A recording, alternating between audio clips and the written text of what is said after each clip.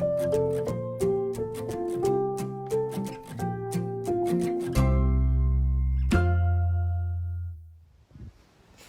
everybody, it's the Lake Effect Gardener. So I know I was going to take a couple of days to kind of, unwind and go to the beach and kind of relax, take in as much sun as possible. And, I've been posting a couple of videos here and there at my beach cottage that I'm staying at, and I thought, you know what? I could probably incorporate some kind of plant lesson, I suppose. So this morning when I went and grabbed my coffee, I was noticing around the perimeter of the cottage that there are some plants here that are growing in the sand that actually are useful. So I'm just going to give you just a quick view of what those plants are and what they can be used for. So here we go. Okay, first on our list here is coltsfoot. So this is just growing wild here. There's a bunch of it here. And coltsfoot is used to help respiratory ailments. So you would use it as an expectorant. So if you're having lung issues, that's what you would use it for. So it's just growing here in the wild. Right next to it we've got some mare's tail, and that's usually used, typically you would use it to heal wounds and stuff like that. So it's used topically. Then moving right next door, and this has not come into flower yet, but this is goldenrod. And goldenrod is used topically for pain and swelling. You can use it as a diuretic. It treats rheumatism, and it also helps with arthritis and certain skin conditions like acne and eczema and stuff like that. So it's very valuable. I have a lot of that, excuse me, I have a lot of that growing in my garden at home. Good stuff.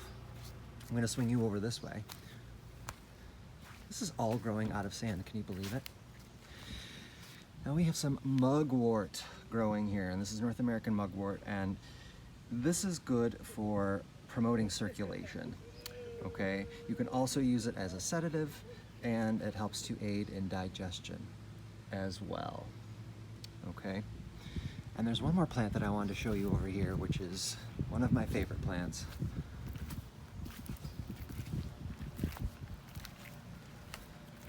And here we have milkweed.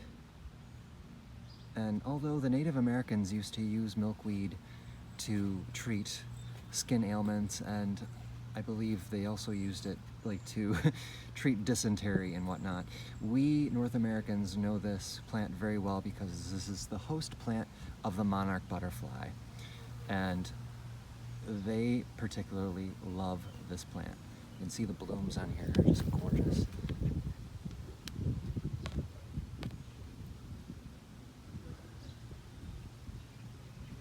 So, yeah. So these are all just the random plants that are growing out of the sand here at my lovely little beach cottage that I'm staying at.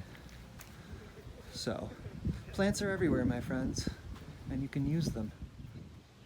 So guys, that's it. I never thought that I would be doing a garden video here from a beach cottage, especially when everything is sand, but these were miraculously growing out of the sand, and you just don't know what you will encounter when you're out and about. And if you're of the foraging spirit, it just goes to show you that, nature has its way. It just does its thing. So there was one thing I forgot to mention to you about the milkweed. Very interesting fact that I just kind of found was that it's really bright. I'm not complaining, sorry. So when the milkweed flowers are pollinated, they form these very large pods, and inside the pods are the seed heads, and the seed heads are kind of small, but they're attached to these like silky fronds, and when they finally dry, the pod will open up and the fronds will carry the seed through the wind. Well, apparently during World War II, they used the filaments, the silky filaments from these seed heads, and they would stuff them into the life jackets of the soldiers. So yeah, apparently that they're in large quantities extremely buoyant. So very interesting fact there. So that's it for me here at Sunset Bay on location. I'm doing my first on location video. I hope you enjoyed it. And foraging is a real thing. there's a lot of stuff growing out there that can be of use. So, hope you guys are well. Maybe I'll come back with another video if I find some more interesting and useful plants. And I will see you next time here on location from the Lake Effect Gardener. Bye for now.